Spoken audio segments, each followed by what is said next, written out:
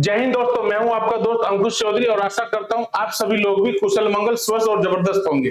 दोस्तों, आज मैं आपके बीच में लेके आया हूं एक ऐसा टॉपिक जिसने भारत की आत्मा को झकझोर दिया और भारत की आत्मा को झकझोर दिया, साथ में जो हमारे देश में बंधुत्व प्रेम बोला जाता है, भाई बंधुओं का प्यार, आपस में हम लोगों में विभिन्न धर्मों के होने के बाद भी जो प्रेम है, उस प्रेम को कहीं ना कहीं तोड़ दिया गया और अंग्रेज जैसा चाहते थे राज करो की नीति के आधार पे, वो उस काम में किसी हद तक कामयाबी हो गए। तो दोस्तों, इस टॉपिक को शुरू करने से पहले प्लीज एक बार आप चैनल को सब्सक्राइब कर दीजिए, क्योंकि आप लोगों का ये प्रेम ही है। जब आप लोग चैनल सब्सक्राइब करते हैं, उससे होता सिर्फ ये है कि हम लोगों को आगे की बहुत सारी वीडियो बनाने की हिम्मत मिलती है और बहुत सारी वीडियो हम लोग बनाते हैं तो ज्यादा से ज्यादा लोगों तक पहुंचे। इसके लिए हम चाहते हैं कि हमारे चैनल लाइक और सब्सक्राइब किया जाए। तो दोस्तों, अब ज्यादा देर ना करते हैं, हम लोग अपने टॉपिक को आगे बढ़ाते हैं। और जैसा कि मैंने बोला, देश में एक आंदोलन हुआ, देश में एक तोड़ा गया, देश को तोड़ा गया। और जब देश को तोड़ा गया और उस देश को तोड़ने के बाद देश में जो हमारा बंधुत्व प्रेम था वो भी टूट गया। और ये बंधुत्व प्रेम हमने जो बनाए रखा था अब तक, उस बंधुत्व प्रेम में कहीं ना कहीं वो दरार पैदा हो गई जो अंग्रेज चाहते थे। और आज हम इसी बारे में बात करते हुए आज हम बात करेंगे बंगाल के विभाजन और स्वदेशी आंदोलन की। इस बंगाल का विभाजन जो किया गया, वो वायसरॉय लॉर्ड कर्जन, जिस समय बंगाल का विभाजन किया गया उस समय हमारे देश के वायसरॉय थे लॉर्ड कर्जन। और लॉर्ड कर्जन ने जब देश का विभाजन किया तो उन्होंने इसका एक रीजन दिया।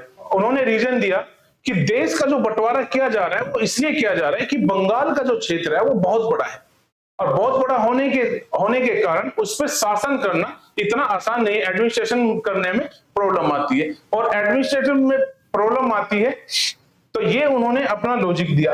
और इस लॉजिक को जो उन्होंने रीजन बताया, इस रीजन को बहुत सारे इतिहासकारों ने कहीं ना कहीं सही भी माना है। क्योंकि उस समय के अगर हम बंगाल की बात करते हैं तो उस समय का जो बंगाल था, उस समय के बंगाल में आपका बिहार, उड़ीसा, झारखंड, असम, झारखंड उस समय नहीं था, झारखंड बाद में बिहार से कट के बना है, पर जो आज का वर्तमान का झारखंड है वो भी बंगाल का हिस्सा है। और अगर हम इस पूरे क्षेत्र की बात करें तो सच में ये क्षेत्र बहुत बड़ा था, पर इसके पीछे ये रीजन ना होते हुए अंग्रेजों का एक दूसरा रीजन था, राज करो की नीति। और ये राज करो की नीति किस तरह थी? बांटो और राज करो, बांटो और राज करो की नीति जो अंग्रेजों की थी वो किस तरह थी, आज हम इस वीडियो में इसको साबित करेंगे। तो आप बने रहिए मेरे साथ, ठीक है। तो अब अगर हम जब बंगाल की हम बात करते तो जिस समय बंगाल का विभाजन होता है उस समय बंगाल के जो गवर्नर है, वायसरॉय है, वो कौन है?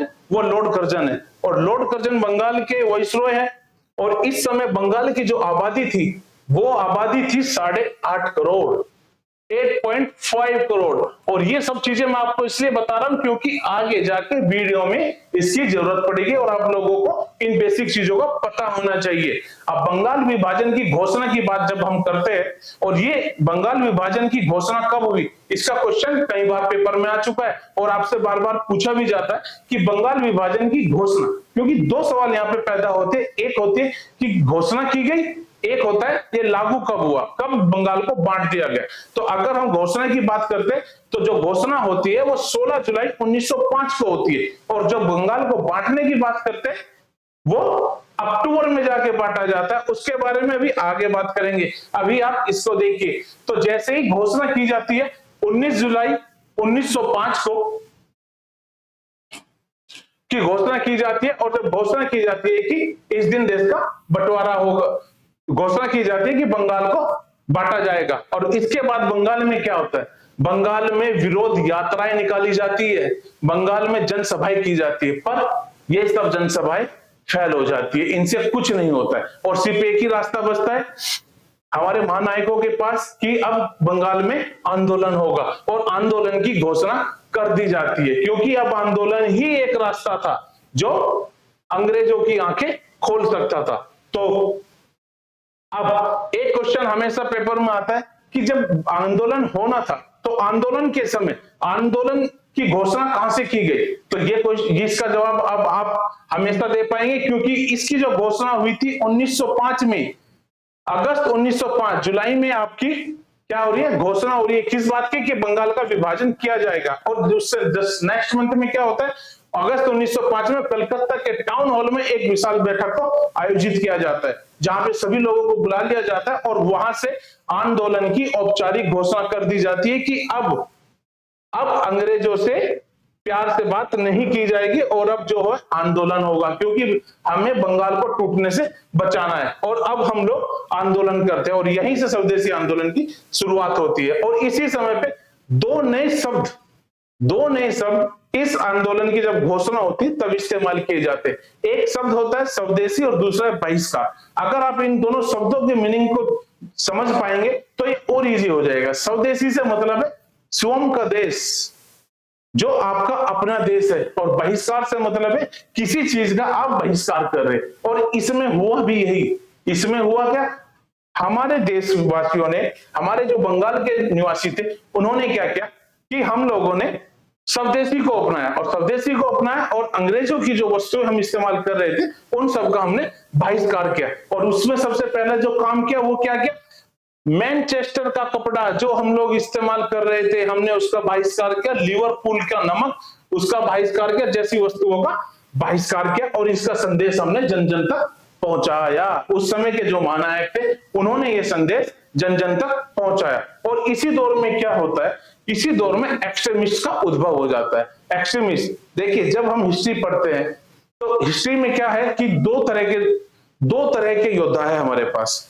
एक योद्धा है जो शांति से आंदोलन करके सत्याग्रह करके आजादी पाना चाहते हैं, और एक योद्धा है हमारे पास जो लड़के आजादी पाना चाहते हैं, जो चाहते हैं कि हथियार के दम पे आजादी मिलेगी। ठीक है, तो इसकी बात भी मैं आपको आगे बताऊंगा, क्योंकि आगे जाके जब ये 1905 है, 1907 में जाके क्या होता है, 1907 में एक्सट्रीमिस्ट और मॉडरेट्स अलग हो जाते हैं। और अलग वो इसलिए हो जाते हैं क्योंकि दोनों की विचारधारा नहीं मिलते।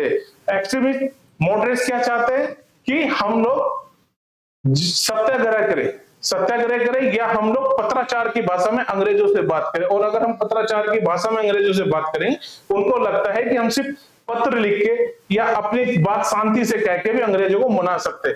और यहाँ पे एक्सट्रीमिस्ट को क्या लगता है, एक्सट्रीमिस्ट कहते हैं कि अंग्रेज बहरे हैं, उनको आवाज नहीं आएगी, और आवाज नहीं आएगी तो उनको हथियार के दम पे या गोली से या बंदूक से हम लोग पा सकते हैं। ठीक है, अब यहां से हम लोग आगे बढ़ते हैं।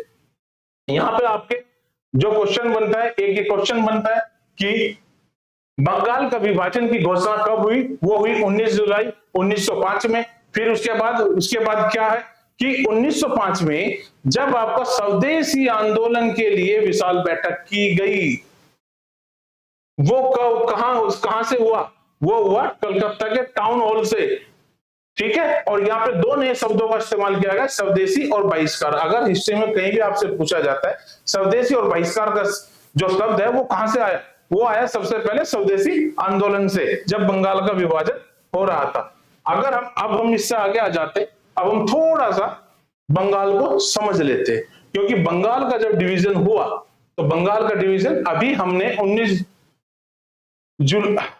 हमने जुलाई 1905 में सिर्फ और सिर्फ घोषणा पड़ी है, और अभी सिर्फ और सिर्फ घोषणा हुई है, अभी बंगाल का विभाजन नहीं हुआ है।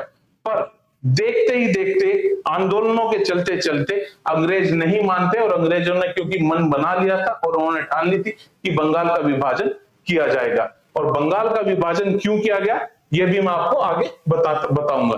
देखिए 16 अक्टूबर 1905 से बंगाल का विभाजन देश में लागू कर दिया गया। और जैसा कि मैंने आपको बताया था, बंगाल का हिस्सा क्या था, बिहार, असम, उड़ीसा, झारखंड उस समय नहीं था। झारखंड जो है वो बिहार से कटकर बना है। झारखंड का जो हिस्सा है वो भी उस समय बिहार ही था। ठीक है, अब बंगाल को बांटने की बात आती है तो बंगाल को बहुत ही तरीके से बांटा जाता है। तरीके से इसलिए बांटा जाता है क्योंकि अंग्रेजों को पता था कि उसको किस तरीके से बांटना है, क्योंकि अंग्रेजों को कहीं ना कहीं फूट डालो और राज करो की नीति अपनानी थी। तो बंगाल का जो विभाजन होता है वो दो हिस्सों में होता है, ईस्ट और वेस्ट। ईस्ट में क्या होता है, ईस्ट की हम बात करते, ईस्ट जो है, ईस्ट को मुस्लिम बाहुल्य बनाया जाता है। ईस्ट को मुस्लिम बाहुल्य बनाया जाता है, और इसमें पूर्वी बंगाल का जो हिस्सा है यही तो आपका बांग्लादेश है, ये आपका आज का बांग्लादेश है, और ये उस समय पूर्वी बंगाल था। ये यहाँ पे और है, ये गलत मिसप्रिंटिंग हो गई, ठीक है। अब इसमें पूर्वी बंगाल और असम को रखा जाता है, और ईस्ट में जो हमारे जो बंगाल का जो पार्टीशन किया जाता है वो ईस्ट वेस्ट में किया जाता है, और जो ईस्ट का हिस्सा होता है वो मुस्लिम बाहुल्य होता है, और उसकी जो राजधानी बनाई जाती है वो ढाका बनाई जाती है, और इसके जो गवर्नर होते हैं वो फुलर होते हैं। इसके बाद वेस्ट की बात हम लोग कर लेते हैं। वेस्ट क्या है? वेस्ट हिंदू बाहुल्य है, वेस्ट में हिंदू बाहुल्य है, और आगे जाकर हम नेक्स्ट स्लाइड पे, इसी स्लाइड पे हम लोग बात करेंगे कि वहां पे पॉपुलेशन कितनी है, क्योंकि मैंने पिछली स्लाइड में आपको बताया कि बंगाल की पॉपुलेशन 8.5 करोड़ थी उस समय पे, ठीक है। और जब हमारा देश आजाद हुआ उस समय लगभग हमारी पॉपुलेशन 40 करोड़ थी। तो आप समझ सकते हैं कि बंगाल में सच में पॉपुलेशन बहुत ज्यादा थी, क्योंकि बंगाल का एरिया भी बहुत बड़ा था उस समय, ठीक है। अब यहाँ पे कौन सा क्षेत्र आया? बिहार और उड़ीसा का, बिहार और उड़ीसा का क्षेत्र यहाँ पे आ गया। इसको थोड़ा सा और क्लियर करके पढ़ लेंगे, ठीक है, यहां पे, ठीक है।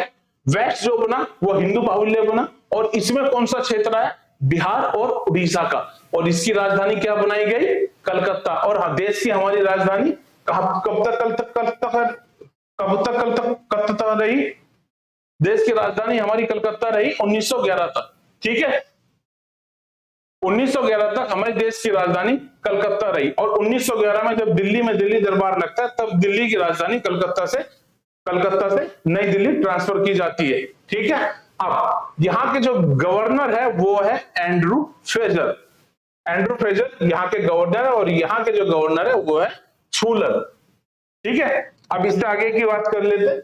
इसके बाद क्या होता है? जब विभाजन हो जाता है, विभाजन के बाद क्या? अब हमने तो क्या था, बंधुत्व प्रेम था, मुस्लिम और हिंदू दोनों भाई भाई थे, और भाई भाई थे, तो उस समय पे क्या किया गया? उस समय पे शोक दिवस मनाया गया। बहुत सारे लोगों ने व्रत रखे, उन्होंने पूरे दिन खाना नहीं खाया, कुछ लोगों ने गंगा स्नान भी किया, पर उससे कोई फायदा होने वाला नहीं था, क्योंकि बंगाल का विभाजन तो हो चुका था, ठीक है। बंगाल का विभाजन तो हो चुका था। इससे क्या हुआ? अब इस बंगाल के विभाजन को कहा गया है बंग भंग। बंग का किया गया था भंग, इसको बोला गया है बंग भंग। बंग भंग की जब बात करते हैं तो ये बंगाल के विभाजन की ही बात करते हैं, कि बंगाल का हुआ विभाजन, ठीक है। ये अब इसका जो हमारा जो पार्टीशन हुआ बंगाल का, उसमें एक आदमी थे जिन्होंने इस पार्टीशन का विरोध नहीं किया, जो इसके पक्ष में थे, और वो थे ढाका के नवाब। ढाका के नवाब कौन थे? सलीमुल्लाह। सलीमुल्लाह साहब ने इसका कोई विरोध नहीं किया, सलीमुल्लाह इसके पक्ष में थे। सलीमुल्लाह चाहते थे कि इसका पार्टीशन हो, और इसका पार्टीशन हुआ। क्योंकि उस समय पे क्या था? उस समय बंगाल में जो था वो हिंदू मेजोरिटी में थे और मुस्लिम माइनॉरिटी में थे, और जो बंगाल का उस समय डिवीजन भी किया गया वो इसी आधार पर किया गया कि मुस्लिम भी कहीं मेजोरिटी में आ जाए और कहीं पे हिंदू मेजोरिटी में रह जाए, और इसको हम अभी साबित करेंगे अभी जब हम आगे पढ़ेंगे, ठीक है। तो उस समय पे क्या था? दो हमारे क्रांतिवीर, देश के महानायक रविन्द्रनाथ टैगोर और सुरेंद्रनाथ बनर्जी ने जनता को जगाने का काम किया। उन्होंने जनता में जागरूकता फैलाई, ठीक है। उसके बाद जो मैं अभी आपको बता रहा था, जैसे कि हमने पिछली स्लाइड में पढ़ा है कि बंगाल में उस समय जो पॉपुलेशन थी, बंगाल में जो उस समय पॉपुलेशन थी वो 8.5 करोड़ थी, ठीक है। अब ये जो पॉपुलेशन है 8.5 करोड़, अब इसको किस तरह से डिवाइड किया अंग्रेजों ने, अब इसका भी हमें पता होना चाहिए, तो मैं इसका अभी बता देता हूं आपको। जिस वेस्ट की हम लोग बात कर रहे हैं, जो वेस्ट है, वेस्ट को डिवाइड किस में किया गया? हिंदुओं के क्षेत्र में, और हिंदुओं के क्षेत्र में क्या किया गया? उसकी राजधानी क्या बनाई गई थी? कलकत्ता। तो ये हो गया वेस्ट और ये हो गया ईस्ट। अब हम वेस्ट और ईस्ट की ही बात करेंगे। उस समय पे जो कलकत्ता वेस्ट था उसकी जो जनसंख्या थी 5.5 करोड़, लगभग 5.30 करोड़, 5 करोड़ 30 लाख की आबादी वेस्ट बंगाल में रह गई, और इसमें से क्या था? 4.20 करोड़ हिंदू थे, और जिसमें से 90 लाख मुस्लिम थे। तो इसका मतलब यहां पे हिंदू बहुसंख्यक हो गए, और अगर हम ईस्ट की बात करते हैं, जिसकी राजधानी ढाका बनाई गई थी, यहां पे 1,20,00,000 हिंदू थे और 1,80,00,000 मुस्लिम थे। इसका मतलब यहाँ पे मुस्लिम बहुसंख्यक हो गए। अगर हम इनको जोड़ते तो 10-20 लाख का जो भी फर्क रहता है वो उसमें अदर कम्युनिटीज होती है, ठीक है। बट उस समय जो पॉपुलेशन थी वो लगभग 8.5 करोड़ के आसपास थी। मुझे नहीं लगता अब आपके पास इस स्लाइड में कोई भी क्वेश्चन आपके पास बचा होगा। एक बार फिर से देख लेते। बंगाल का विभाजन ईस्ट और वेस्ट में हुआ। ईस्ट में मुस्लिम, वेस्ट में हिंदू, और जो मुस्लिम वाला क्षेत्र था उसमें क्या है, पूर्वी बंगाल और असम। पूर्वी बंगाल ही आपका आज के वक्त में बांग्लादेश है, और यहाँ पे बिहार और उड़ीसा आया, ठीक है। इसके राजधानी ईस्ट की ढाका बनाई गई और गवर्नर थे इसके फुलक। और अगर हम वेस्ट की बात करते हैं, जो हिंदुओं का हिस्सा था, उसमें राजधानी बनाई जाती है कलकत्ता, और इसके जो गवर्नर थे वो थे फैजल। विभाजन के बाद शोक दिवस मनाया गया। विभाजन के बाद और भी बहुत सारी चीजें हुई। विभाजन के बाद एक राखी दिवस भी मनाया गया। राखी दिवस में क्या हुआ, सब लोगों ने एक दूसरे को बैंड टाई किया। बैंड टाई किया तो उसमें क्या था, हम सब ने दिखा कि हिंदू और मुस्लिम भाई भाई है। और उस समय का जो बंगाल था उस समय का बंगाल, जिसको डिवाइड करने की एक वजह और भी थी कि उस समय का बंगाल समृद्ध बंगाल, वहां पे लोग पढ़ते भी थे, लिखते भी थे, हाई क्लास भी थी, लोअर क्लास भी थी, और लोगों के पास अपना एक मेंटल लेवल भी था। उनको पता था, उनको राजनीति में भी इंटरेस्ट लेते थे, उनको अंग्रेजों के बारे में भी वो बात करते थे। पर और इन सब की वजह ही थी, ये सब वजह थी जिसकी वजह से बंगाल को तोड़ा गया, क्योंकि बंगाल की समृद्धि और बंगाल के जो लोगों में चेतना थी वो कहीं ना कहीं अंग्रेजों के आड़े आ रही थी, ठीक है। अब हम आगे चलते हैं। 1906 अब बंगाल का डिवीजन हो गया। स्वदेशी मूवमेंट अभी भी चल रहा है, और स्वदेशी मूवमेंट चल रहा है तो चलते हुए 1906 में मुस्लिम लीग की स्थापना हो जाती है। और जब 1906 में मुस्लिम लीग की स्थापना हो जाती है तो क्या होता है और क्यों होती है मुस्लिम लीग की स्थापना, ये मैं आपको अभी बताता हूं। होता क्या है, वैसे तो लॉर्ड कर्जन जो रहे, उनका जो कार्यकाल था वो 1899 से 1905 था।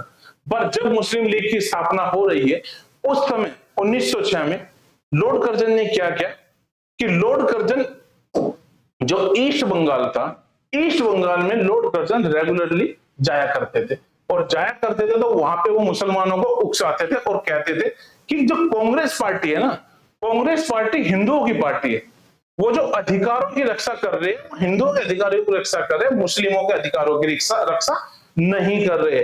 और इन सब बातों के होते होते उन्होंने कहा कि मुस्लिमों को अपने एक अलग दल की जरूरत है, और अलग दल की जरूरत है क्योंकि अलग दल आएगा तो वो सिर्फ मुस्लिमों की बात करेगा, मुस्लिमों की तरक्की की बात करेगा, मुस्लिमों के पक्ष की बात करेगा। उसके लिए मुस्लिम लीग की स्थापना हो गई। तो मुस्लिम लीग की स्थापना के पीछे भी कौन थे, ब्रिटिशर्स थे। वो इसलिए थे क्योंकि उनको पता था अगर हिंदू मुस्लिम की एकता नहीं तोड़ी जाएगी देश में तो हम लोग बांटो और राज करो नहीं कर सकते, फूट डालो और राज करो नहीं चल सकता है। तो इसलिए यहाँ पे मुस्लिम लीग की स्थापना करवा दी जाती है। और विभाजन लागू होने के बाद, ठीक है, अब यहाँ पे एक और एक्टिविटी होती है। जैसे ही आपका विभाजन लागू हो जाता है उस समय के एक क्रांतिकारी वीर थे हमारे बंकिम चंद्र चटर्जी, और बंकिम चंद्र चटर्जी क्या करते हैं, वो वंदे मातरम की जो रचना करते हैं वो बंकिम चंद्र चटर्जी करते हैं।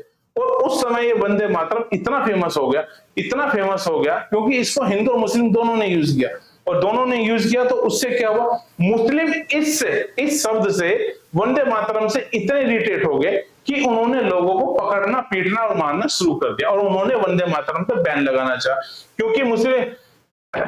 क्योंकि ब्रिटिशर्स को लगने लगा कि ये जो स्लोगन इन्होंने लिया है ना वंदे मातरम, ये वंदे मातरम उनको चुभने लगा, और ये इनको लगने लगा कि ये इनकी एकता का प्रतीक है। तो इस वजह से उन्होंने सोचा कि इस पर बैन लगाना चाहिए। इसी समय पे एक और घटना हो जाती है। रविन्द्रनाथ टैगोर, जो इस गाने के बारे में आपसे अक्सर पूछ लिया जाता है, इन दोनों बातों के बारे में आपसे पूछा जाता है। रविन्द्रनाथ टैगोर ने आमार सोनार बांग्ला की भी यहाँ पे रचना कर दी। आमार सोनार बांग्ला के बारे में जब भी पूछा जाता है इसकी रचना किसने की, रविन्द्रनाथ टैगोर ने की, और किस दौर में की, 1905 से 1906 के दौर में की। ठीक है, अब आप लोगों को यहां से कोई भी क्वेश्चन आएगा तो वो गलत नहीं होगा। और वंदे मातरम की रचना किसने की? वंदे मातरम की रचना कर रहे हैं यहां पे बंकिम चंद्र चटर्जी।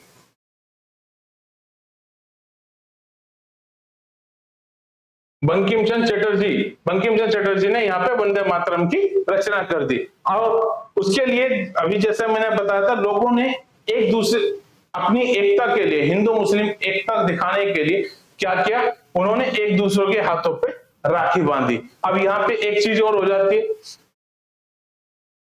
ये आंदोलन वैसे तो जो था ना, ये सिर्फ बंगाल तक सीमित था, पर ये बंगाल तक सीमित नहीं रहा, ये दूसरे भी राज्यों तक पहुंचा। और दूसरे राज्यों तक पहुंचा तो वहां पे हमारे कुछ वीर पहले थे जिन्होंने वहां पे इस आंदोलन को फैलाया, स्वदेशी मूवमेंट को फैलाया। और वो चाहते थे कि स्वदेशी जो आंदोलन है ना, वो भारत के हर हिस्से में पहुंचे।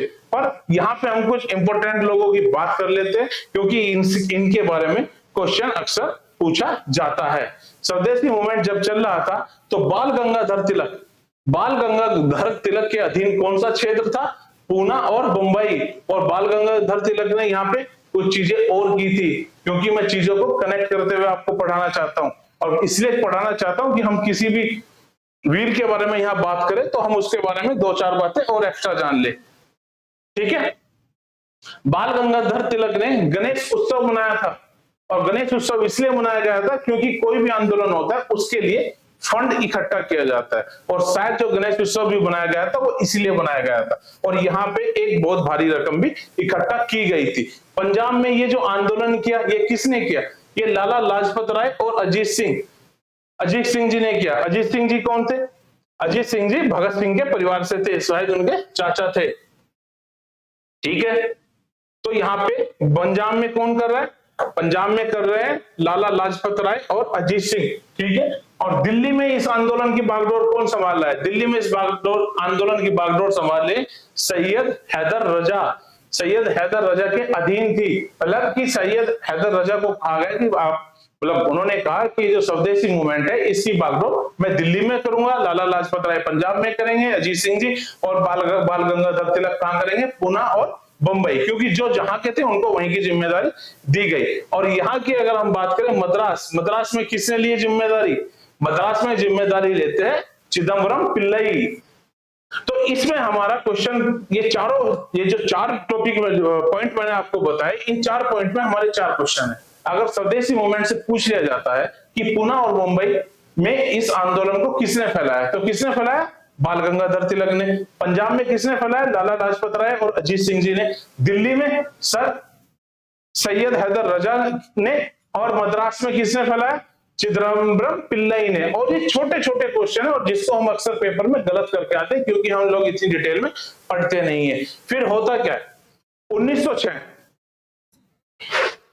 अलग अलग पेन यूज करते हुए पढ़ेंगे। 1906 की हम बात कर लेते हैं। तो 1906 में क्या होता है? 1906 में क्या होता है?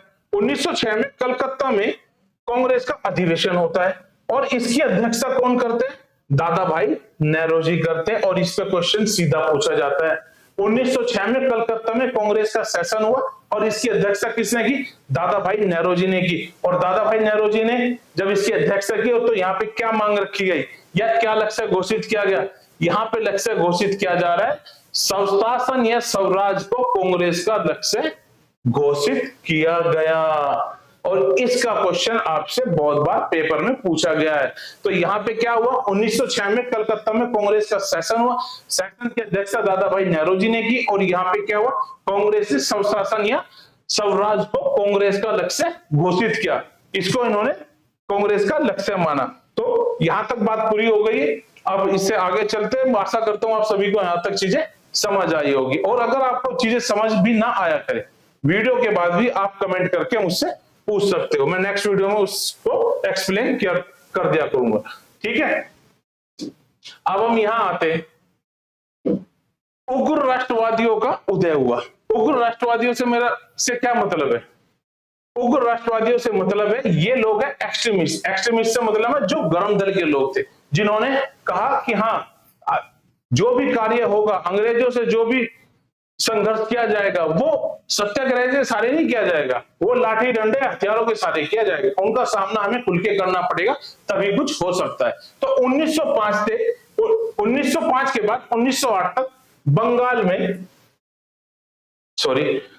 बंगाल में स्वदेशी आंदोलन पर चरमपंथियों का प्रभाव रहा।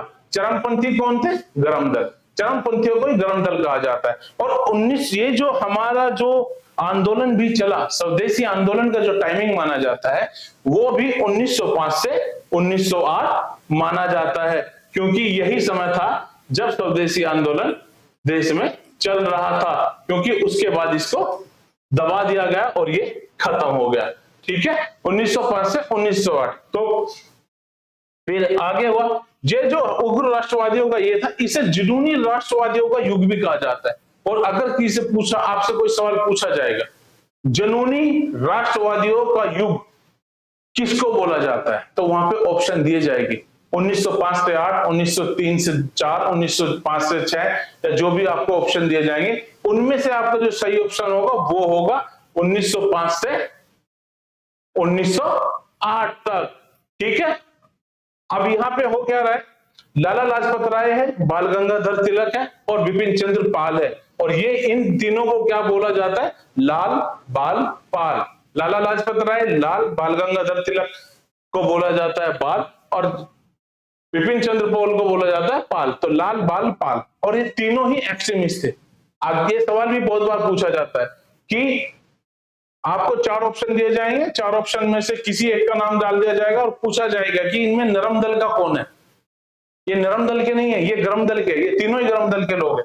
ठीक है, ये कट्टरपंथी समूह के महत्वपूर्ण नेता थे। और ये सवाल अक्सर बन जाता है, क्योंकि वहां पे कंफ्यूज करने के लिए कुछ नाम दे दिए जाते हैं। अगर हम जवाहरलाल नेहरू की भी बात करते हैं, तो जवाहरलाल नेहरू जी जो थे वो गरम दल के नेता थे। ठीक है, अब ये जो राष्ट्रवादियों का उदय हुआ, इसका कारण ये था कि जो नरमपंथी थे ना, उनका जो स्वदेशी आंदोलन था वो विफल हो गया था, वो विफलता की ओर जा रहा था। ठीक है, तो अब इन्होंने बागडोर अपने हाथ में ले ली, और पूर्वी बंगाल और पश्चिम बंगाल की सरकारों की विभाजनकारी रणनीतियों की वजह से आंदोलन को दबाने के लिए अंग्रेजों ने हिंसक कदम, बहिष्कार के अलावा चरमपंथियों ने सरकारी स्कूलों, कॉलेजों, सरकारी सेवा।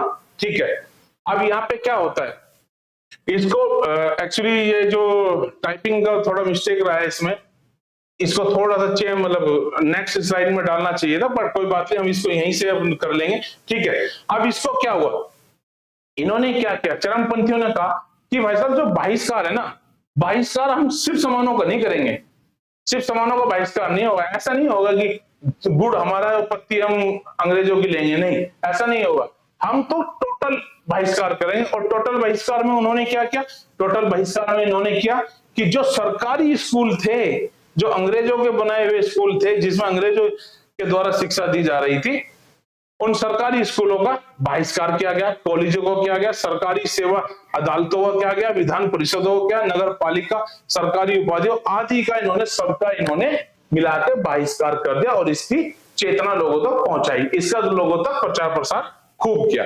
अब यहां पे ही तिलक ने, बाल गंगाधर तिलक जो हमारे एक्सट्रीमिस्ट है, क्या है, गरम दल के नेता है, उन्होंने यहां पे एक नारा दे दिया, और ये नारा फेमस नारा है, और ये इसको कहा जाए तो ये वर्ल्ड फेमस नारा है। और ये क्या नारा है, ये नारा है, तिलक ने कहा स्वतंत्रता मेरा जन्मसिद्ध अधिकार है और मैं इसे लेकर रहूंगा। और ये नारा पूछा जाता है, और नहीं भी पूछा जाए तो ये नारा आप लोगों को पता रहना चाहिए कि ये नारा किसने दिया, क्या दिया, स्वतंत्रता मेरा जन्मसिद्ध अधिकार है और इसको मैं लेके रहूंगा। इससे पीछे भी मैं आपको 2 चीजें बता चुका हूं। वंदे मातरम की रचना किसने की, आप लोगों को पता ही है, क्योंकि मैं बता चुका हूं, बंकिम चंद्र चटर्जी। और इससे पीछे एक सवाल और था, अमार सोनार बांग्ला जो गाना था, उसकी रचना किसने की थी, रविन्द्रनाथ टैगोर जी ने। ठीक है, अब हम इससे आगे आते हैं नेक्स्ट स्लाइड पर। ठीक है, अब यहाँ पे क्या होता है, लोगों की भागीदारी, क्योंकि इससे बहुत सी बार क्वेश्चन पूछ लिया जाता है, और इस पर क्वेश्चन सीधा सीधा बनता है। तो स्वदेशी आंदोलन हुआ था, उसमें किन लोगों ने भागीदारी की थी, क्योंकि किसी एक विशेष किसी एक जो हमारा बंगाल का पार्टीशन हुआ था उसमें से एक तरफ के लोगों ने इसका समर्थन नहीं किया था, किसका, स्वदेशी आंदोलन का। और क्यों नहीं किया था? क्योंकि वो लोग करना नहीं चाहते थे। और किसने नहीं किया था ये हम अभी अभी पढ़ लेंगे, ठीक है। इसका जो समर्थन किया वो स्कूल के छात्रों ने किया। छात्रों ने किया, छात्र कौन से थे? स्कूल और कॉलेज के छात्र थे। सबसे सक्रिय भागीदारी, ये भी क्वेश्चन आता है, स्वदेशी आंदोलन में सबसे सक्रिय भागीदारी किसकी थी, पूछा जाता है। वहां पे औरतें डाल दी जाएंगी, आदमी डाल दी जाएंगे, छात्र डाल दिए जाएंगे, तो सबसे ज्यादा सक्रिय भागीदारी स्कूल और कॉलेज के छात्रों की थी, ठीक है। और यहाँ पे देखे गए हैं कि जहां पे छात्रों की भागीदारी खूब थी, कहां थी? बंगाल में थी। और बंगाल ही तो हमारा सबसे बड़ा रीजन था ये स्वदेशी मूवमेंट का, क्योंकि बंगाल के पार्टीशन की वजह से ही तो स्वदेशी मूवमेंट हो रहा था। पूना महाराष्ट्र, पूना में क्यों थी? पूना में इसलिए थी क्योंकि हमने अभी 4 वीरों के बारे में बताया था, क्योंकि पूना और बॉम्बे को तिलक जी देख रहे थे। गुंटूर आंध्र प्रदेश में देखा गया। मद्रास को कौन देख रहा था? मद्रास को कौन देख रहा था? पिछली स्लाइड पे फिर से देख लेते, 2 स्लाइड पीछे जाते। और मद्रास में कौन देख रहा था इसको? चिदम्बरम पिल्लाई जी इसको मद्रास में देख रहे थे। और दोस्तों ये स्लाइड का आप फोटो ले लिया कीजिए, क्योंकि स्लाइड का अगर आप फोटो ले लेंगे तो एक तो आपको लिखना नहीं पड़ेगा और चीजें आसानी से हो जाएंगी। और अगर किसी भी बात का डाउट रह जाता है तो आप मुझे कमेंट कर दिया कीजिए, क्योंकि कमेंट आप कर देंगे तो चीजें और मैं आसानी से आपको एक्सप्लेन कर सकता हूं, ठीक है। क्योंकि यहाँ पे भी हमने कोशिश की है कि हम लोग आपको बेस्ट से बेस्ट कंटेंट दे, पर कभी ना कभी कुछ ना कुछ छूट जाता है या कुछ चीजें बताए बिना रह जाती है, ठीक है। ये हो गया, छात्रों की भागीदारी यहाँ पे थी। फिर अब इसमें क्या हुआ? अब पुलिस ने क्या किया? पुलिस ने ये किया कि जो छात्र इसमें कूद गए थे उन छात्रों के खिलाफ इन्होंने दमनकारी रवैया अपना लिया। और दमनकारी रवैया क्या अपनाया? कि दोषी पाए गए छात्रों पर जुर्माना लगाया गया, उनको निष्कासित कर दिया गया, उनके स्कूल कॉलेजों से उनको पीटा गया, गिरफ्तार किया गया और सरकारी नौकरियों और छात्रवृत्ति के लिए अयोग्य घोषित कर दिया, क्योंकि इन लोगों ने अपने देश हित में बात की थी। और ये लोग, जो सरकार को लगता था कि ये लोग सरकार के खिलाफ है। और क्योंकि किसी भी देश की जो एक यूथ ब्रिगेड होती है वो सबसे ताकतवर होती है, क्योंकि अगर हम हिंदुस्तान की भी बात करते हैं और हम अपने आप को ताकतवर मानते हैं, वो इसकी वजह कहीं ना कहीं एक ये भी है क्योंकि हमारे पास सबसे ज्यादा युवा है और हमारे पास एक बहुत बड़ी संख्या युवाओं की है, ठीक है। घोषित कर दिया गया। अब इसमें महिलाओं ने भी पार्टिसिपेट किया। महिलाओं ने कैसे पार्टिसिपेट किया गया? परंपरागत रूप से घर केंद्रित महिलाओं ने भी आंदोलन में हिस्सा लिया। और परंपरागत रूप से घर केंद्रित महिलाओं से वे महिलाएं जो घर में ही केंद्रित थी, जो घर में रहती थी, उन्होंने भी इस आंदोलन में हिस्सा ले लिया। क्योंकि शायद इसलिए उन्होंने हिस्सा ले लिया कि उनके बच्चों ने भी इस आंदोलन में हिस्सा लिया था, जो स्कूल के और कॉलेजों के छात्र थे, ठीक है। अब जो इसमें इंपॉर्टेंट आता है वो आता है ये मुस्लिमों का रुख। इस आंदोलन में मुसलमानों का रुख क्या रहा है, इसके बारे में अगर हम बात करते हैं तो ये है, कुछ मुसलमानों ने भाग लिया, सब ने नहीं लिया, कुछ ने लिया, जो बहुत ही कम संख्या थी जिसको काउंट नहीं किया जाता। पर आगे इसमें दिया है, हालांकि अधिकांश उच्च और मध्यम वर्ग आंदोलन के मुसलमान दूर रहे, उन्होंने इसमें कोई पार्टिसिपेट नहीं किया। अगर बात आती है कि क्या मुसलमानों ने उसमें पक्ष में, आंदोलन के पक्ष में रहे, तो वो नहीं रहे, क्योंकि वो बहुत ही थोड़ी संख्या में थे।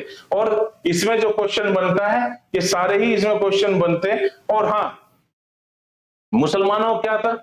उन्होंने इस विश्वास पर विभाजन का समर्थन किया कि उन्हें मुस्लिम बहुल पूर्वी बंगाल मिलेगा। उन्होंने इसलिए इस विभाजन पे, जो विभाजन हुआ, आंदोलन हुआ, वो उस पर विश्वास कर लिया कि उन्हें तो मुस्लिम बाहुल्य क्षेत्र मिल रहा है, और मुस्लिम बाहुल्य क्षेत्र मिला है, और इस वजह से उन्होंने इसका आंदोलन नहीं किया और इसका खिलाफ नहीं गए, ठीक है। अब अगली स्लाइड पे आते हैं। अगली स्लाइड, जब हम यहां तक आ जाते हैं और 1908 1908 में ये आंदोलन दम तोड़ देता है। और शायद ये आंदोलन इसलिए दम तोड़ देता है क्योंकि इसका जो कार्यकाल रहा वो बहुत छोटा रहा। 1905 से 1908 की हम बात करते हैं। और इस कार्यकाल में जब ये आंदोलन को दबा दिया गया, उस समय ये आंदोलन चाहे नेताविहीन हो गया था। अधिकतर जो नेता थे उनको जेल में डाल दिया गया था या उन लोगों को हाउस अरेस्ट कर लिया गया था। तो ये आंदोलन नेतृत्वहीन हो गया और नेतृत्वहीन होने की वजह से अपना रास्ता भटक गया और ये दबा दिया गया। फिर 1911 में अब एक घटना होती है। 1911 को हम इसमें इसलिए पढ़ा रहे क्योंकि ये भी आपके बंगाल विभाजन और स्वदेशी आंदोलन से रिलेटेड है। और किस तरह रिलेटेड है ये मैं आपको बताता हूं अभी। देखिए हुआ क्या, बंगाल का दिल्ली का दरबार लगाया गया। और दिल्ली का दरबार मैंने एक जो वीडियो गांधी के ऊपर बनाई थी उसमें भी मैंने आपको बताया था। क्योंकि ये जो किंग जॉर्ज पंचम आए हैं ना यहाँ पे भारत में, वो साउथ अफ्रीका भी गए थे। और जब एज ए स्टेट गेस्ट किसको बुलाया गया था? एज ए स्टेट गेस्ट बुलाया गया था गोखले को। तो दिल्ली दरबार लग रहा है, और दिल्ली दरबार लग रहा है तो कुछ बड़ी बात होंगी और कुछ घोषणाएं होंगी। और जब घोषणाएं होती है तो कुछ ना कुछ तो बड़ी होगी। क्योंकि दिल्ली दरबार 1911 में लगा और इससे पहले भी दरबार एक बार लग चुका है। इससे पहले एक बार जब दरबार लगा वो लगा था 1877 में। इससे पहले कब लगा था? 1877 में लगा था। पर इनकी महत्वता है नहीं क्योंकि ये ही था सबसे बड़ा दिल्ली दरबार। और इसमें हुई घोषणाएं। और इसमें जब एक छोटी सी बात मैं भी बता देता हूं, जब किंग जॉर्ज पंचम और क्वीन मैरी भारत आए तो वो सबसे पहले मुंबई आए। और मुंबई आने के बाद क्या हुआ, जो गेटवे ऑफ इंडिया बनाया गया है वो इन दोनों के आवागमन के लिए यादगार में बनाया गया है, गेटवे ऑफ इंडिया। क्योंकि किंग जॉर्ज पंचम और क्वीन मैरी आए थे। और उस समय जब 1911 में ये दोनों लोग आए, उस समय देश की बागडोर कौन संभाल रहा था? उस समय देश की, हिंदुस्तान की बागडोर जो संभाल रहे थे वो लॉर्ड हार्डिंग टू संभाल रहे थे। ठीक है, ये क्वेश्चन पूछा जाता है। दिल्ली दरबार लगा 1911 में और उसके बाद उस समय लॉर्ड हार्डिंग टू थे और लॉर्ड हार्डिंग सेकंड की देश संभाल रहे थे। और किंग जॉर्ज पंचम और क्वीन मैरी आए, जो मुंबई आए, उतरते हैं और उनकी याद में गेटवे ऑफ इंडिया बनाया जाता है। और यहां पे की जाती है अब घोषणा। और घोषणा क्या की जाती है? घोषणा की जाती है कि राजधानी का परिवर्तन होगा। कलकत्ता से दिल्ली बोला जाता है पर यह न्यू दिल्ली है। क्योंकि दिल्ली ऐसा नहीं है कि दिल्ली तभी बसाया गया था, दिल्ली तो पहले से था। और जो न्यू दिल्ली है वो न्यू दिल्ली अंग्रेजों ने ही बसाया था। ठीक है, राजधानी परिवर्तन कलकत्ता से न्यू दिल्ली होती है। दिल्ली बहुत जगह दिल्ली आता है, बहुत जगह न्यू दिल्ली आता है, दोनों ही सही है, पर न्यू दिल्ली होती है। और उस समय किंग जॉर्ज पंचम क्या कहते? किंग जॉर्ज पंचम एक व्यक्ति को पकड़ते जो इनका बहुत वफादार था, एडविन लुटियंस को कहते कि भाई साहब दिल्ली बसाने का जो काम है ना वो आपका है। दिल्ली बसाने का काम एडविन लुटियंस को दे दिया जाता है कि दिल्ली को अब आप बसाइए, क्योंकि राजधानी कलकत्ता से अब दिल्ली ट्रांसफर कर दी गई थी। और इसमें जो सेकंड पॉइंट है वो ये है, और इसी घोषणा के साथ बंग भंग रद्द किया जाता था। उन्होंने, जॉर्ज पंचम ने कहा कि भाई साहब बहुत हो गया, आंदोलन आपका दब गया है, लोगों में रोष है, लोगों में दिक्कत हो रही है। मुस्लिम लीग बनी गई थी क्योंकि मुस्लिम लीग कहीं ना कहीं अंग्रेजों के दिमाग की अपनी उपज थी और अंग्रेजों ने ही उसको समर्थन किया था। क्योंकि जब हम 1911 से पहले 1909 एक बार पढ़ेंगे, जब एक्ट आता है, उस एक्ट में मुस्लिमों को सांप्रदायिक आधार पे क्या दे दिया जाता है? निर्वाचन का हक दे दिया जाता है। और निर्वाचन में क्या होता है? उनको अलग से जगह दे दी जाती है कि भाई साहब ये आपका बाहुल्य क्षेत्र है और यहां से इलेक्शन आप लड़ोगे। और इसी वजह से हिंदू मुस्लिम की एकता में दरार आ जाती है और यहां पे बंग भंग रद्द कर दिया जाता है। तो दोस्तों मुझे नहीं लगता है अब आपका कोई भी आपका पॉइंट यहाँ पे छूटा है। बंगाल विभाजन को लेके या स्वदेशी मूवमेंट को लेके, स्वदेशी आंदोलन को लेके, क्योंकि यहाँ पे हमने सभी पॉइंट को कवर करने की कोशिश की है और बहुत ही बेहतरीन तरीके से आपकी वीडियो हुई है। फिर भी अगर कभी भी आपको किसी भी वीडियो में कोई डाउट रह जाता हो और चाहते हो कि आपको उस बारे में पता होना चाहिए, तो आप हमारे कमेंट बॉक्स में भी जाके एक मैसेज कर सकते हैं। और जो भी नेक्स्ट वीडियो मुझसे आगे वाली होगी, अपनी इस क्लास से आगे की होगी, उस वीडियो में मैं रहूंगा या कोई और फैकल्टी आएगी तो वो उसको आपके साथ डिस्कस करेंगे, क्योंकि हम नहीं चाहते कोई भी विद्यार्थी छूटे और हम चाहते हैं यूपी के हर घर में वर्दी, और हम चाहते हैं हर थाने में हमारा एक विद्यार्थी हो। तो इसी के साथ इस क्लास को समाप्त करते हैं। आप लोग अच्छे से पढ़िए, बहुत अच्छे से पढ़िए, स्वस्थ रहिए, खुश रहिए और लोड मत लीजिए, क्योंकि आप घोड़े हो, आप गधे नहीं हो, और घोड़ा रेस में भागता है और गधा वजन में दब जाता है। इसी के साथ हम क्लास का अंत करते हैं। ठीक है, जय हिंद दोस्तों।